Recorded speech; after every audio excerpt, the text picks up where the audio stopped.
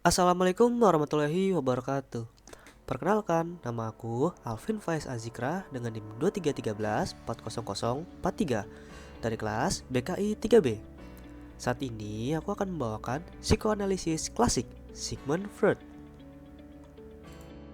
Sigismund Shlomo Freud atau lebih dikenal dengan nama Sigmund Freud lahir pada 6 Mei 1856 di Freiburg, Moravia, yang terletak di kerajaan Austria. Sekarang berganti nama menjadi Republik Ceko. Psikoanalisis klasik dipelopori oleh Sigmund Freud pada akhir abad ke-19 hingga awal abad ke-20. Menjelaskan bahwa gangguan mental disebabkan oleh konflik bawah sadar yang tidak terselesaikan. Freud, seorang dokter saraf Austria, mengamati bahwa gejala seperti kecemasan, depresi, dan histeria seringkali tidak memiliki penyebab fisik yang jelas, sehingga mendorong pengembangan teorinya. Freud membagi jiwa manusia menjadi 3 bagian: sadar, prasadar, dan bawah sadar. Bawah sadar menyimpan pikiran, perasaan, dan keinginan yang tertekan atau tidak disadari, yang dapat muncul melalui mimpi, kesalahan bicara, atau gejala gangguan mental. Untuk mengatasi konflik bawah sadar ini, Freud mengembangkan terapi psikoanalisis, sebuah proses intensif untuk mengakses dan memahami isi bawah sadar. Konsep struktur kepribadian. Menurut Freud, kehidupan jiwa memiliki 3 tingkatan kesadaran, yakni sadar, conscious, prasadar, preconscious, dan tak sadar, unconscious. Baru pada tahun 1923 mengenalkan dengan pemikiran manusia dengan struktur kepribadian yang terdiri dari 3 elemen utama: id, ego, dan superego. Ketiga elemen ini memiliki hubungan yang sangat erat dan tidak dapat dipisahkan satu sama lain, sehingga membentuk keseluruhan kepribadian seseorang. Struktur baru ini tidak menggantikan struktur lama, tetapi melengkapi atau menyempurnakan. Sebelum tahun 1923, topografi jiwa. Yang pertama, sadar, conscious, merupakan bagian jiwa yang berisi pikiran, perasaan, dan pengalaman yang sedang kita alami saat ini. Bagian jiwa yang mudah diakses. Tingkat kesadaran yang berisi semua hal yang kita cermati pada saat tertentu. Menurut Freud, hanya sebagian kecil saja dari kehidupan mental yang masuk ke kesadaran. Selanjutnya, yang kedua, prasadar, preconscious, merupakan pengalaman yang tidak sedang kita sadari, tetapi bisa diakses dengan mudah. Disebut juga dengan ingatan siap, available memory, yakni tingkat kesadaran yang menjadi jembatan antara sadar dan tak sadar, yang muncul dalam bentuk simbol seperti mimpi, lamunan, salah ucap, dan mekanisme. Selanjutnya, yang ketiga adalah tak sadar, unconscious, merupakan bagian jiwa yang tersembunyi dan tidak dapat diakses secara langsung, berupa keinginan yang tertekan atau tidak disadari.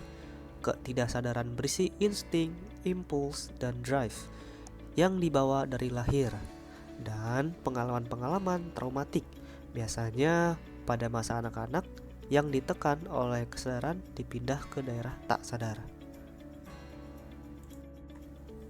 Sesudah tahun 1923, struktur jiwa. Id adalah bagian awal dari kepribadian yang berfungsi sebagai reservoir energi psikis. Ia beroperasi berdasarkan prinsip kesenangan, yaitu dorongan untuk memenuhi kebutuhan biologis dasar tanpa memikirkan aturan atau konsekuensi. Id cenderung egois, seperti anak kecil yang hanya fokus pada keinginan dan nafsu. Misalnya, rasa lapar yang mendorong seseorang mencari makan untuk mengurangi ketegangan. Selanjutnya ada ego. Ego adalah mediator yang mengontrol dorongan id dan menyeimbangkan tuntutan superego. Beroperasi berdasarkan prinsip realitas. Ego menggunakan logika dan pemikiran rasional untuk memenuhi keinginan id dengan cara yang realistis. dan dapat diterima secara sosial. Ia bertindak sebagai eksekutif kepribadian dengan tugas yang pertama, memilih stimulus atau insting mana yang perlu diprioritaskan. Yang kedua, menentukan waktu dan cara untuk memenuhi kebutuhan dengan resiko minimal. Ego seperti orang dewasa yang bijaksana dan realistis, mengandalkan akal sehat dan kemampuan adaptasi untuk menghadapi dunia. Contohnya, ketika ingin makan coklat, ego akan membatasi diri untuk memakan secukupnya, bukan berlebihan. Superego adalah bagian kepribadian yang berfungsi sebagai sensor moral terhadap ego. Berkembang pada usia 3-5 tahun selama fase falik dalam perkembangan psikoseksual. Superego menyimpan nilai-nilai moral, etika, dan aturan yang dipelajari dari lingkungan sosial, keluarga, agama, dan pendidikan. Melalui sosialisasi, superego menentukan konsep baik dan buruk, membantu individu memiliki hati nurani dan rasa bersalah ketika melanggar norma. Superego seperti orang tua yang ketat, berperan menjaga moralitas dan memotivasi untuk melakukan hal yang benar. Contohnya, saat melihat kue coklat, It ingin langsung memakannya. Ego mempertimbangkan dampak kalori dan kesehatan. Lalu superego memutuskan apakah tindakan itu etis atau sesuai dengan nilai yang dipegang. Selanjutnya, mekanisme pertahanan ego. Untuk mengelola konflik internal, ego mengembangkan mekanisme pertahanan seperti represi, menekan pikiran atau memori yang mengancam. Selanjutnya, proyeksi, mengalihkan perasaan tidak nyaman kepada orang lain. Sublimasi, mengubah dorongan primitif menjadi aktivitas positif. Dan rasionalisasi, membuat alasan logis untuk menutupi motivasi sebenarnya. Pengembangan kepribadian. Freud adalah teoritisi pertama yang memusatkan perhatiannya kepada perkembangan kepribadian dan menekankan pentingnya peran masa bayi dan awal anak dalam membentuk karakter seseorang. Freud yakin bahwa struktur dasar kepribadian sudah terbentuk pada usia 5 tahun dan perkembangan kepribadian sesudahnya sebagian besar hanya merupakan elaborasi dari struktur dasar tadi.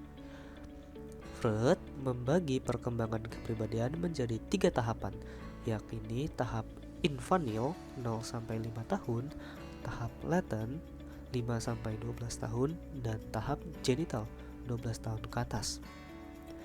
Tahap infantil yang paling menentukan dalam membentuk kepribadian terbagi menjadi 3 fase, yakni fase oral, fase anal, dan fase valis. Pada umumnya, kemasakan pribadi dapat dicapai pada usia 20 tahun.